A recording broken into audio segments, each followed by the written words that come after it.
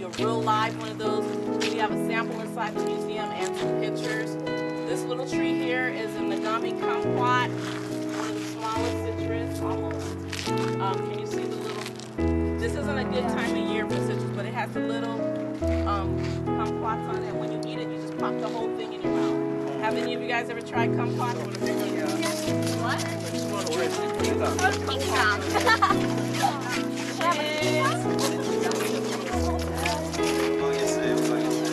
Notice there's like tiers or terraces for the citrus. Historically, the citrus would be on terraces, and they would flood the terraces. The water would flow from the top and flood the terraces, and it was slightly slow. And they would water the orange or the citrus trees. There was a war with Japan and China. And his patriotism stemmed from the fact that he saw China and Japan fighting a war in Korea. And he decided the reason they fought the war in Korea is because Korea wasn't strong enough and he had to make Korea stronger. So foreigners didn't come in and fight their wars on his land. And that's when he was 16 years old.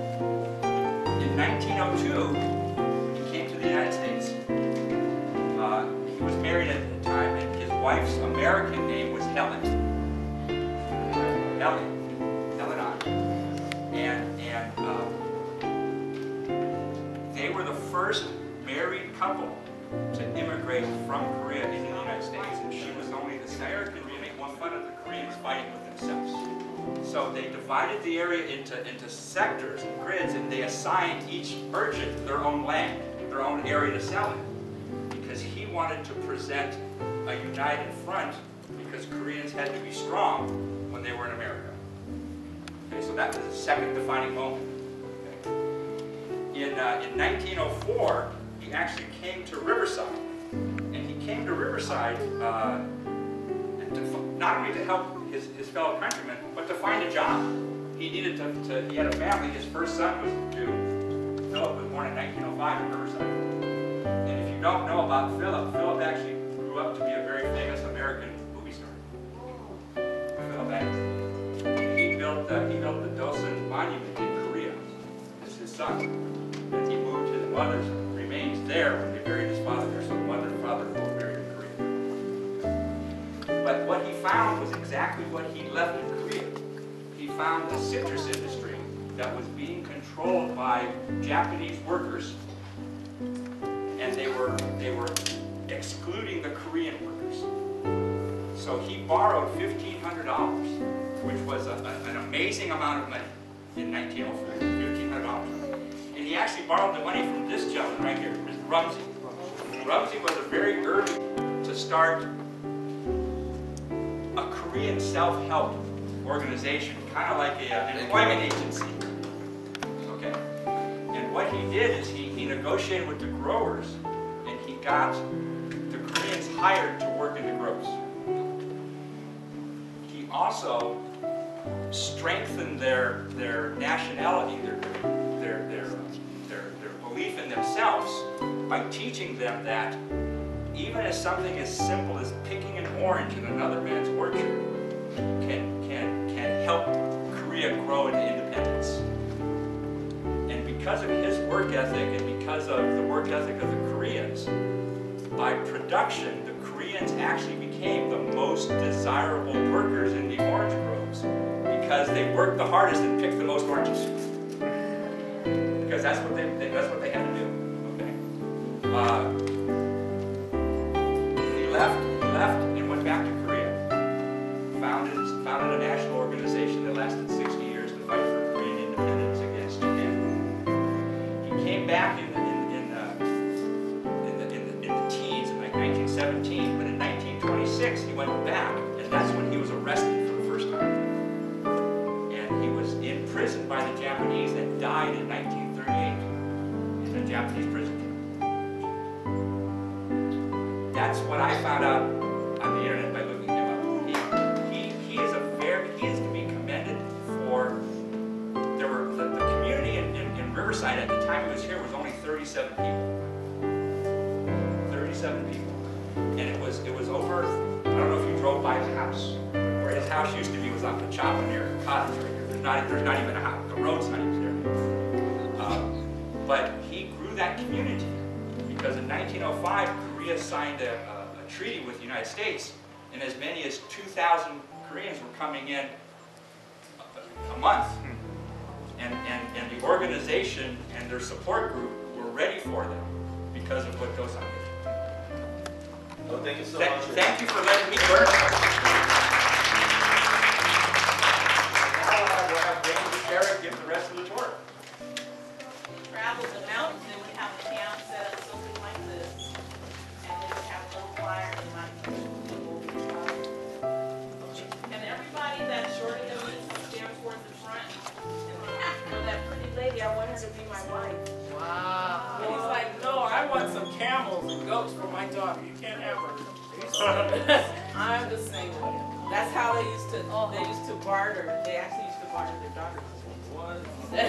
You have to show that you're wealthy and we're going to be able to take care of her and impress the father with the things that you give him. So that's just an example. One of the important things that you would have in any village would be a source of what? Water. So the citrus was referred to as the goodly fruit. The Jews, I'm told, actually had a holiday where they celebrated the goodly fruit. All right, once citrus made its way to Europe,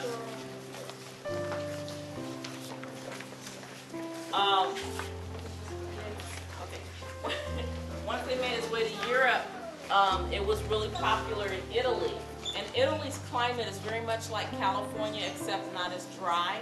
It's more like Central and Northern California, but it gets cold in the wintertime. There's areas that gets really cold. So they built these orangeries, which are equivalent to our hot houses, but they're made out of bricks. So they would open up the windows in the daytime and let the sun shine in, and their windows were covered with mica. And mica can be harvested and actually peeled to be very thin. Now, even though they were making glass back then, it was easier to harvest the mica because they had plenty of that in Italy. So when the sun would shine in the daytime, can you press that green button for me? Hold that. The sun would come through and shine and warm up all the bricks. And then in the evening, before it cooled off, they would close all the windows and hold the heat in so the citrus could stay nice and warm. Have you ever had an orange and it was, thank you very much, and you peeled it open and it was like dry and beady on the inside? That's what happens when your citrus gets too cold. It actually breaks down the molecule inside the orange, and it looks fine on the outside, but when you get inside, it's just, yeah. So to keep that from happening, they would keep them in the orange trees, or people in cold climates just couldn't grow citrus.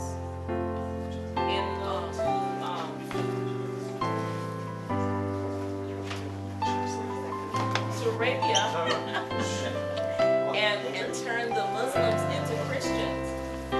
So they armed themselves up and they geared up and they went out on their crusade to turn the Muslims into Christians, and they got beaten. They came home. They came back home. But when they came home, they brought the lemons and limes with them. And they were able, these are actually significantly more tolerant than the adverse weather. So they brought those back with them, and they discovered that when Her Majesty would send them out to start was about $5 a week. $5 a week. That was hard work. Hard work. Now, in the 20th century, this is a cost estimate from 1998. It says the cost of irrigated land per gallon or per acre is now $8,000, or back in 1998. So when you see all of these farmers pulling out, selling it to real estate, that's the agricultural department. And the guys in the agricultural department knew that the fruit wasn't going to thrive here because it gets cold in Washington and on the East Coast. The weather is, they have extreme weather there.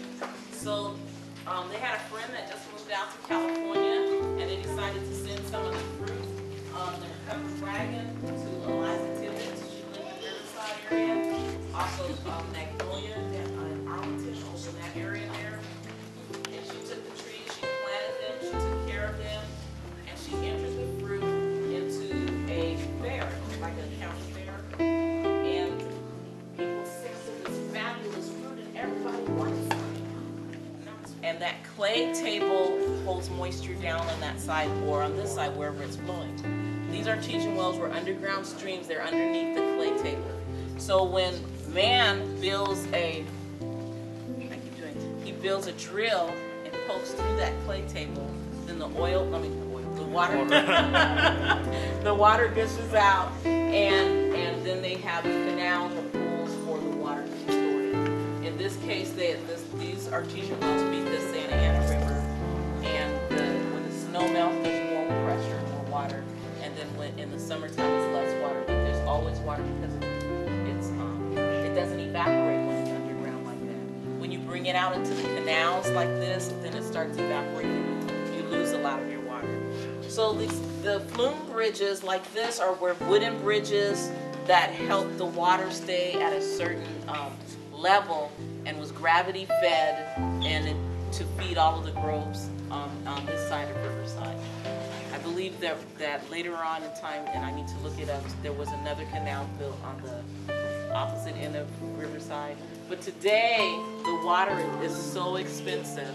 Even with the canals, it's still very expensive to have water. So if you don't have well rights or water rights, it's just not worth all of the work that goes into sustaining the groves. So once the groves started growing here in Riverside, we have houses. They put these ice blocks inside the railroad boxes, or the box cars, and they would cover the ice with sawdust to help insulate it. Put the crates of lunches inside here. The train moved. The air coming through the circulate that air inside. So we had box cars then. So that was just a very, very basic but effective way to keep it fresh until it got to the East Coast. It was very popular for people to have or give oranges for Christmas, like when you do your stocking stuffer. And initially, just the Welsh people that had oranges. And even if they didn't remember what the name of the company was that had the delicious fruit, they would remember a picture. Oh, you know the one with the picture of the peacock on it, or the one with the picture of the president on it. They would remember the fruit. And oftentimes, when the crate labels have the sun-kiss on it, you have some of those have citrus sun-kiss on there. That was like a seal of the top grade citrus was in that box. So that's why it might cost more, because that was the top grade, the big, nice, juiciest, best tasting citrus. The property.